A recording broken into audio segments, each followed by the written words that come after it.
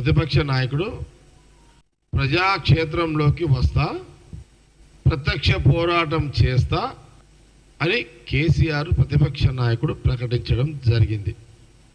మీరు కాంగ్రెస్ పార్టీ ఒక ప్రశ్న కేసీఆర్ గారిని, ప్రతిపక్ష నాయకుడు కేసీఆర్ గారిని ఒక సూటిగా ఒక ప్రశ్న అడుగుతుంది కాంగ్రెస్ పార్టీ.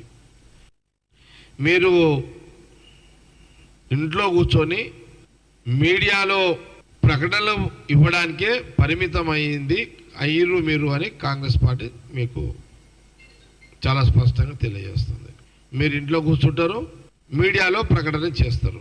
ప్రజాక్షేత్రంలో, ప్రజా జీవితంలో ప్రజలతోటి నేరుగా డైరెక్ట్గా మాట్లాడే సందర్భము గత 10 సంవత్సరాల ముఖ్యమంత్రిగా ఆనాడు చేయలేదు, ప్రతిపక్ష నాయకుడిగా ఇప్పుడు చేస్తలేరు.